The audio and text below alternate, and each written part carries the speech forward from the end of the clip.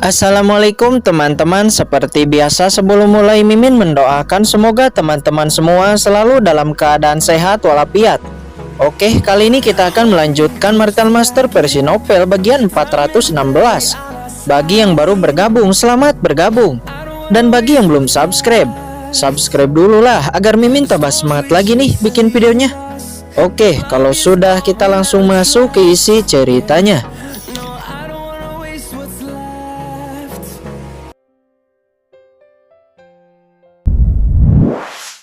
Saran energi ini langsung diserap hampir 80% oleh Kincen, dan yang lainnya hanya menyerap 20% yang lolos dari Kincen.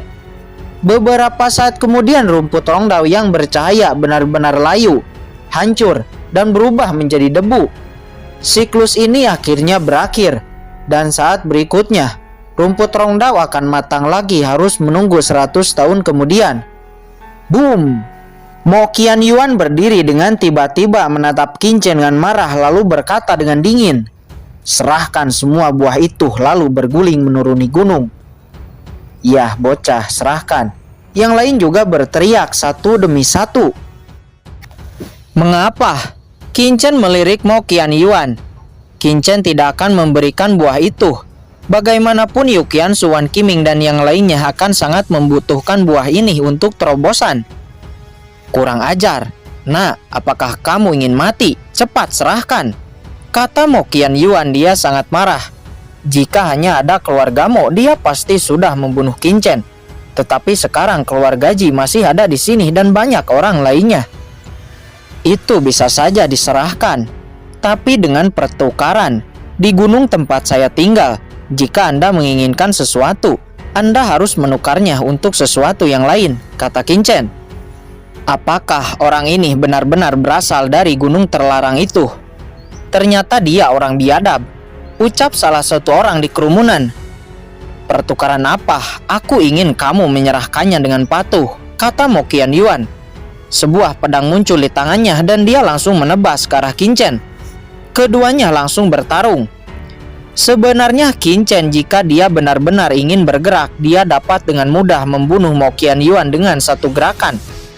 Tetapi itu pasti akan menarik perhatian keluarga Mo dan keluarga Ji dan menempatkan dirinya dalam krisis. Tujuannya adalah untuk menemukan Jiruyu, tetapi dia tidak bisa mengekspos kekuatannya terlalu banyak. Oleh karena itu, Kincen sekarang berpura-pura menjadi orang bodoh yang berasal dari gunung terlarang dengan nama Tinu. Saat ini Mo Qianyuan sangat kesal karena sudah beberapa kali menyerang, dia tetap saja tidak bisa menjatuhkan Kincen. Ternyata orang ini lumayan kuat. Kemudian Mo Qianyuan menyingkirkan pedangnya lalu digantikan oleh sebuah tombak dengan energi hitam yang menakutkan. Tombak itu diayunkan dan langsung menyapu ke arah Kincen. Tombak itu membawa energi pembunuhan, bahkan orang yang berada di jarak terdekat mundur dengan panik. Kincen berdiri, tidak mundur ataupun maju, hanya diam dan menunggu tombak itu datang, ingin menangkapnya dengan tangan kosong. Melihat itu, Mo Qianyuan sangat senang. Ahli Martial Emperor tahap awal saja tidak akan bisa menahan tombaknya. Namun sesaat kemudian dia terkejut, karena tombaknya benar-benar ditahan dan digenggam oleh Kincen. Mo Qianyuan meraung, mencoba mengendalikan tombaknya. Namun tidak peduli seberapa kuat dia memprovokasi, tombak itu hanya diam di tangan Kincen. Mustahil. Semua orang terkejut. Tombak yang sangat menakutkan itu sebenarnya ditangkap dengan tangan kosong. Jiruri yang melihat itu juga terkejut. Anak ini walaupun berasal dari gunung terlarang, tapi bakatnya sangat luar biasa. Jika aku bisa menariknya ke keluarga Ji, maka... Tiba-tiba sebuah pikiran terlintas di benak Jiruri.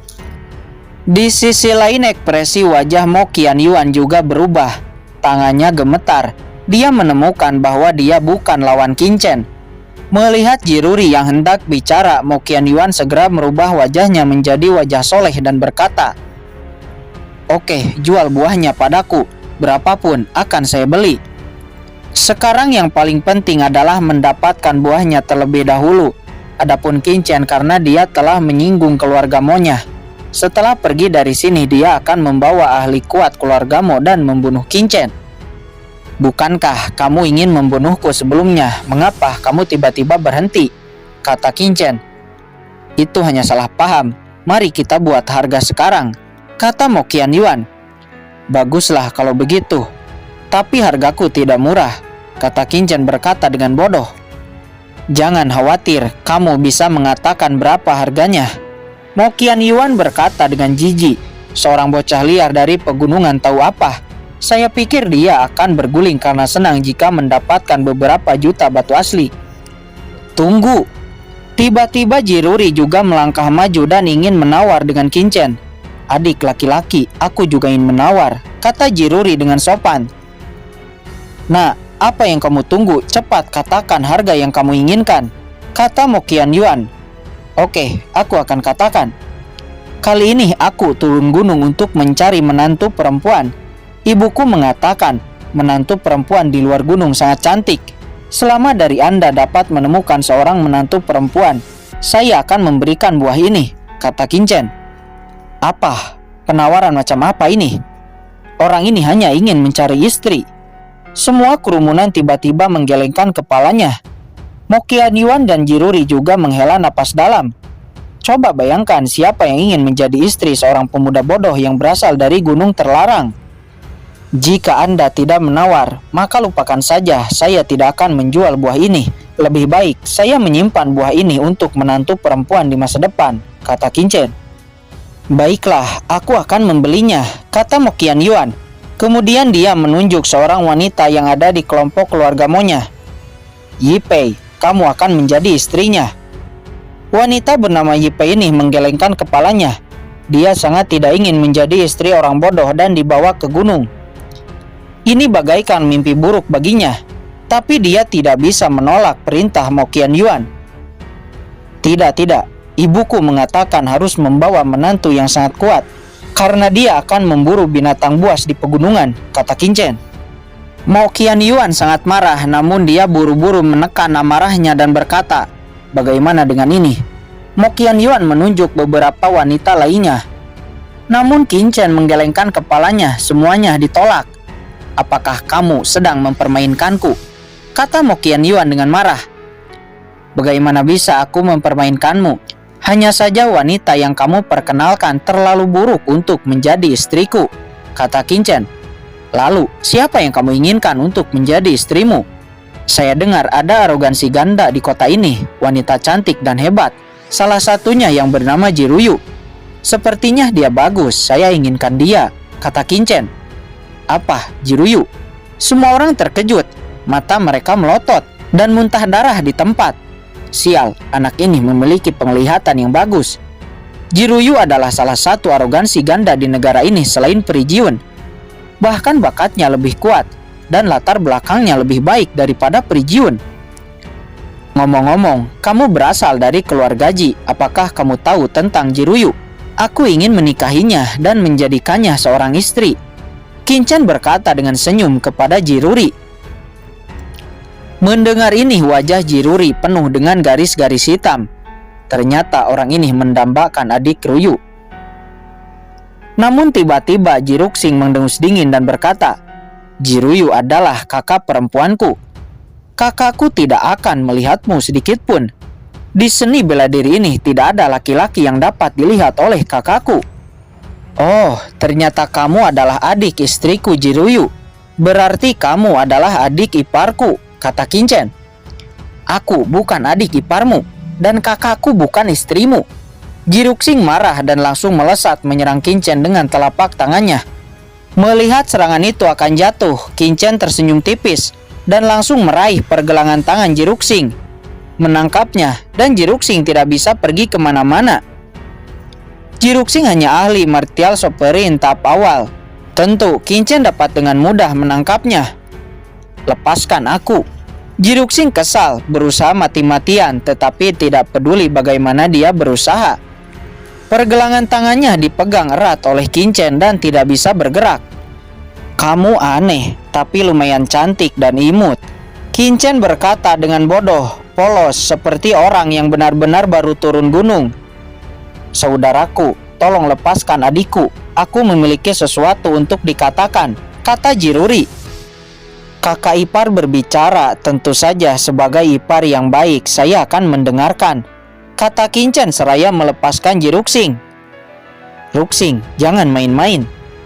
Kemudian Jiruri melengkungkan tangan kepada Kincen dan berkata, Jiruyu adalah adik perempuanku.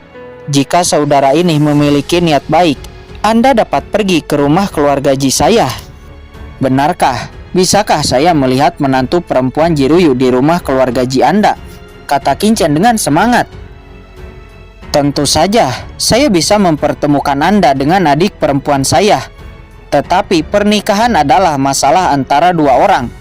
Jika adik perempuanku tidak menyukai Anda tidak bisa memaksanya. Adikulah yang memutuskan. Jadi aku hanya bisa mengundang saudara Tinu, kata Jiruri. Oke, saya tahu itu. Tapi Jiruyu pasti akan jatuh cinta padaku, karena ibuku bilang bahwa aku adalah pria terkuat di gunung, dan semua orang di luar akan menyukai orang kuat, kata Kincen. Kalau begitu, tolong saudara Tinu untuk pergi bersamaku, kata Jiruri. Tunggu. Jika kamu ingin pergi, serahkan dulu buah itu dan juga kembalikan tombakku, kata Mokian Yuan. Mokian Yuan, berani kamu menghentikan keluarga Jiku, kata Jiruri. Mokian Yuan mengabaikan Jiruri, hanya menatap Kincen dengan tajam. Apakah kamu tidak ingin menyerahkannya? Percaya atau tidak, jika kamu tidak menyerahkannya, setelah kamu meninggalkan tempat ini, kamu akan mati, kata Mokian Yuan. Keluargamu, apakah hebat?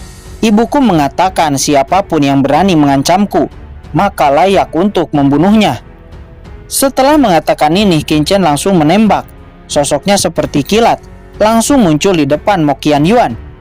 Mokian Yuan terkejut, buru-buru mengaktifkan pertahanannya. Boom! Serangan Kincen jatuh, langsung menghancurkan pertahanan Mokian Yuan dan merobek lengannya. Lengan Mokian Yuan terputus, darah merembes keluar, dan Mokian Yuan melolong kesakitan. Semua orang terkejut melihat ini. Seorang jenius teratas dari keluargamu benar-benar tidak berdaya di hadapan Kincen. Keluargamu berani mengancamku. Jika aku mau paman-paman di pegunungan bisa keluar, pamanku bahkan mampu mengalahkan rakus pospor merah. Mereka tidak akan takut padamu, kata Kincen. Apa pospor merah?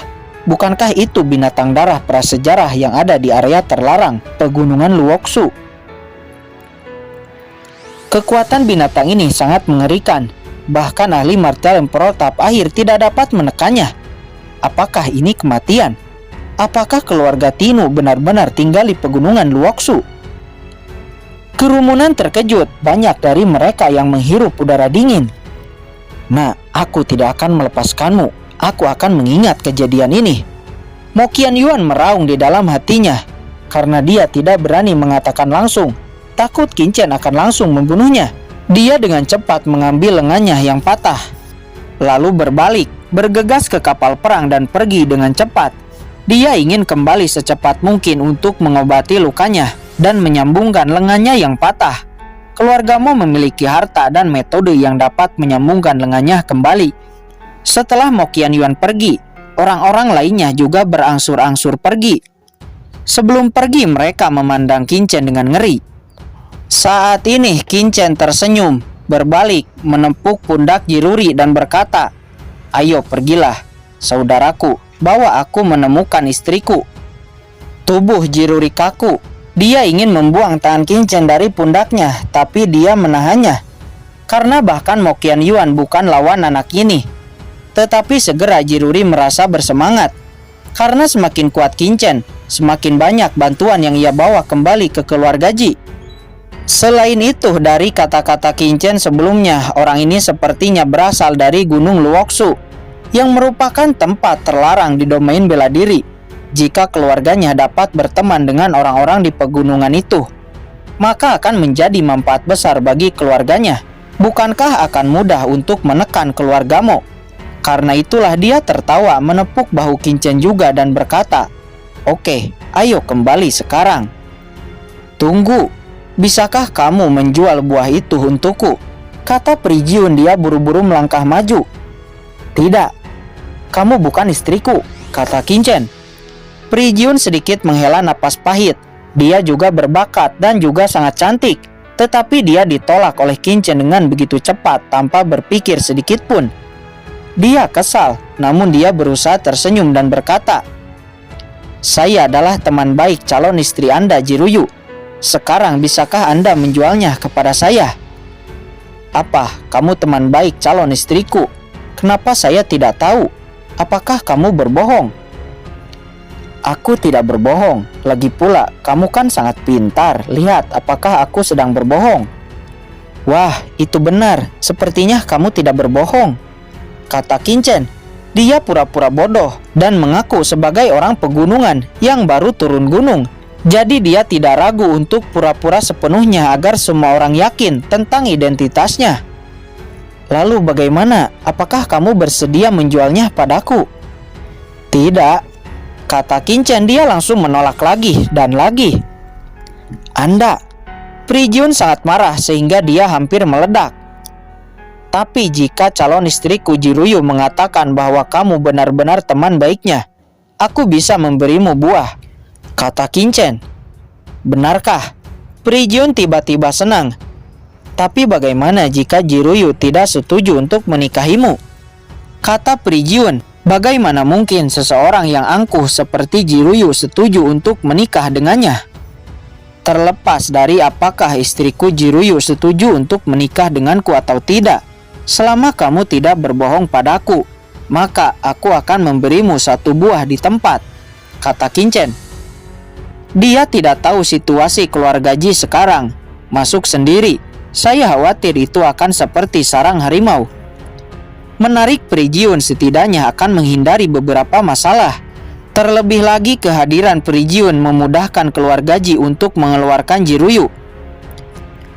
"Oke, tunggu apa lagi? Ayo kita ke rumah Ji bersama," Prijiun berkata dengan penuh semangat, lalu menatap Jiruri dan berkata, "Aku ingin tahu apakah kakak Ji bersedia mengajak Jiun."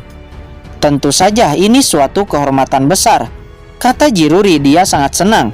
Dia merasa bahwa undangannya kepada Qin Chen benar-benar tepat. "Yu Jiki, kamu kembalilah ke keluarga. Katakan bahwa aku akan pergi ke rumah keluarga Ji, sehingga keluarga tidak perlu khawatir," kata Prijiun. Kepada bawahannya. "Baik." Kemudian Qin Chen, Prijiun, dan semua orang keluarga Ji terbang naik ke kapal perang keluarga Ji. Kapal perang bergerak dan terbang menuju rumah keluarga Ji.